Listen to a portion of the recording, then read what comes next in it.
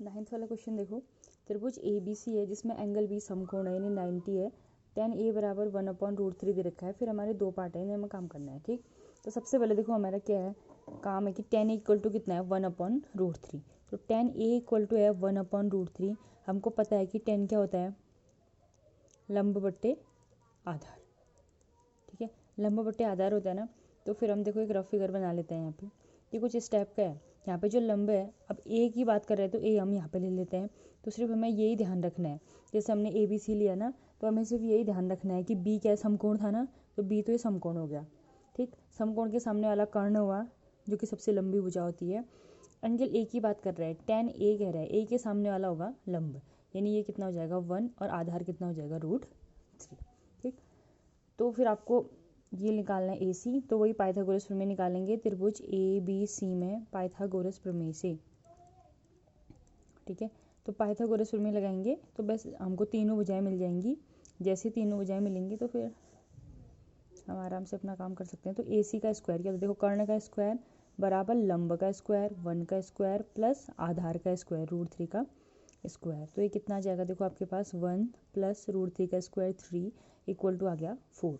तो ए सी का स्क्वायर आ गया 4, तो ए सी कितना आ जाएगा आपके पास √4, यानी कितना आ जाएगा 2।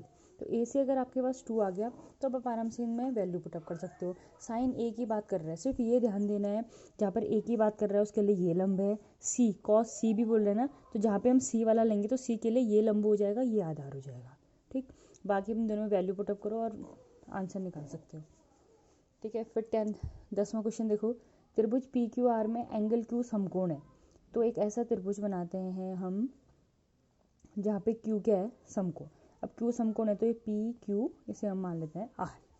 ठीक, या पी को यहाँ भी मान सकते हो, एक सीक्वेंस में होना चाहिए। जैसे त्रिभुज बोला ना, क्यू अगर समकोण है तो पी क्यू आर कह रहे हैं तो सीक्वेंस होनी चाहिए पी क्यू आर। अब देखो इसमें क्या दे रखा है, जो पी क्यू है, पी क्यू ये वाली भुजा ये दे रखी है आपको 5 सेंटीमीटर। दूसरा हमको देखो ये भुजा दे नहीं रखी है, हमको दे रखा है कि P R plus Q R जो है वो कितना है 25 है। ठीक, तो हमें दोनों भुजाएं ज्ञात करनी है। तो देखो समकोण त्रिभुज है तो हम लगाते क्या इसमें, पाइथागोरस प्रमेय। तो त्रिभुज पी क्यू आर में पाइथागोरस प्रमेय से। तो पाइथागोरस प्रमेय क्या होता है, देखो कर्ण का स्क्वायर, इसे आप समीकरण 1 मान सकते हो। कर्ण का स्क्वायर यानी कितना आ जाएगा, पी आर का स्क्वायर, कर्ण का स्क्वायर बराबर लंब का स्क्वायर यानी क्यू आर का स्क्वायर प्लस आधार का स्क्वायर यानी क्यू पी का स्क्वायर। ठीक है, तो देखो कर्ण हमारा पी आर है तो पी आर का स्क्वायर हो गया। ठीक है, ये अब क्या है, देखो क्यू आर, अब हमको क्या दे रखा है, देखो इक्वेशन फर्स्ट में कि P R plus Q R बराबर कितना दे रखा है 25। तो हम क्या करेंगे, या हम पी आर की वैल्यू रख लें यहाँ से या फिर क्यू आर की वैल्यू। तो अगर मैं यहाँ से क्यू आर निकालती हूँ तो क्यू आर बराबर कितना होता है 25। पी आर को यहाँ भेजोगे तो ये क्यू आर की जगह मैंने लिखा 25 माइनस पी आर, इसका होल स्क्वायर हो गया। ठीक है, और क्यू पी हो गया हमारा 5 का स्क्वायर। तो आप ब्रैकेट में लिख सकते हो कि समीकरण 1 से क्यू आर बराबर हो जाएगा 25 माइनस पी आर। ठीक, वैल्यू पुटअप कर दिया आपने। अब देखो ये क्या आएगा, यहाँ तो आ गया हमारा पी आर का स्क्वायर। ठीक है, अब ये क्या है, देखो a माइनस बी का होल स्क्वायर का फॉर्मूला लगेगा। तो a माइनस बी का होल स्क्वायर क्या होता है, a स्क्वायर यानी 25 का स्क्वायर 625 प्लस बी स्क्वायर यानी पी आर का स्क्वायर कितना हो जाएगा, पी आर स्क्वायर।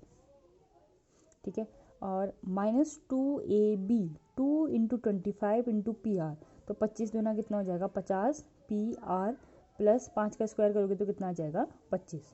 तो यहाँ ध्यान दो कि पी आर स्क्वायर यहाँ भी है और बराबर के यहाँ भी है, तो दोनों आपस में क्या हो जाएंगे, कट जाएंगे। ठीक, अब 50 पी आर को मैं इधर ले आती हूँ बराबर के इधर, तो यह आ जाएगा 50 पी आर, यहाँ माइनस था ना, इधर आगे प्लस हो गया, इक्वल टू 625 में आप 25 ऐड करोगे तो कितना हो जाएगा, ये 650। तो पी आर बराबर कितना हो जाएगा, देखो 650 बट्टे 50, 0 से 0 कट गया, 5 से कट कितनी बार कट गया, 13 65 ना, तो 13। तो पी आर कितना आ गया हमारा 13।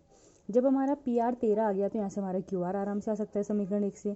ठीक है, तो फिर आप लिख लोगे कि समीकरण 1 से जब हमारा पी आर 13 है तो यहाँ पे हम अगर पी आर की जगह 13 लिखते हैं तो क्यू आर बराबर कितना हो जाएगा 25 माइनस 13 इक्वल टू कितना आ जाएगा 12। तो अब आपके पास पी आर भी आ गया, पी आर 13 आ गया और क्यू आर कितना आ गया 12। तो आपके पास तीनों भुजाएं हैं। अब आप आराम से साइन पी कॉस पी और टेन पी का मान निकाल सकते हो। ठीक है, पी ये है तो पी के सामने वाला हो जाएगा लंब, नीचे वाला आधार और ये हो जाएगा कर्ण। ठीक, अब 11वां क्वेश्चन देखो, निम्न कथन सत्य है या असत्य। पहला कह रहा है tan a का मान सदैव 1 से कम होता है। तो हमें ये देखना है कि हमेशा क्या tan a का मान कम ही आएगा। तो tan होता क्या है, देखो सबसे पहले हाँ, ये त्रिभुज हो गया, समकोण त्रिभुज, 90 के सामने वाला कर्ण हो गया, ये लंब हो गया, और ये क्या हो जाएगा, आधार। हमें सिर्फ इतना पता है कि कर्ण जो होती है वो सबसे लंबी भुजा होती है, ठीक है। तो कर्ण सबसे लंबी भुजा होती है। अब बाकी जरूरी नहीं है कि लंब बड़ा हो या आधार बड़ा हो, इन दोनों में से कोई भी बड़ा हो सकता है। कभी लंब भी बड़ा हो सकता है या फिर आधार भी बड़ा हो सकता है। tan a का मान होता है लंब बट्टे आधार। अगर कोई ऐसी कंडीशन आ गई कि लंब हमारा बड़ा है, यानी कि सपोज कर लेते हैं लंब 5 है, आधार 3 है, तो ऐसी कंडीशन में tan a का जो मान होगा वो 1 से क्या होगा, ज़्यादा होगा, ठीक। तो ये कोई ज़रूरी नहीं है कि हमेशा ही tan का मान क्या है, 1 से कम आए। तो ये कंडीशन, ये क्या हो जाएगा, हमारा असत्य हो जाएगा, ठीक। अगला है, कोण ए के लिए किसी मान के लिए sec a होना चाहिए 12/5 कह रहे हैं। तो sec किसका उल्टा होता है, cos का, ठीक है। तो cos क्या होता है हमारा, cos होता है हमारा लंब बट्टे आधार बट्टे कर्ण, ठीक है। cos होता है हमारा आधार बट्टे कर्ण, ठीक। तो sec cos का उल्टा है, तो sec क्या हो जाएगा, कर्ण बट्टे आधार। तो कर्ण तो हमेशा सबसे बड़ा होता है, तो यहाँ पे 12/5 हो सकता है, तो इसे हम बोलेंगे सत्य।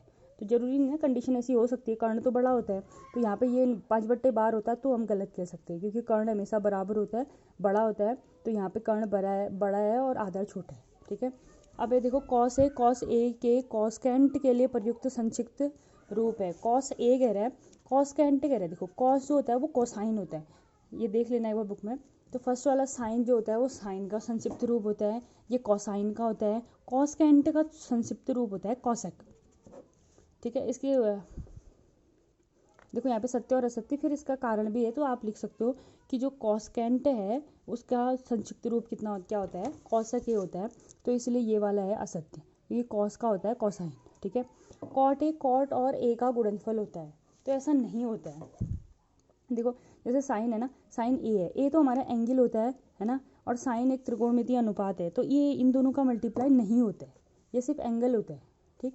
अब जैसे साइन 30 बोलेगा तो हम साइन गुणा 30 को हम 30 साइन थोड़ा ना लिखेंगे, ये इसके साथ एंगल के रूप फॉर्म में होता है, ठीक है।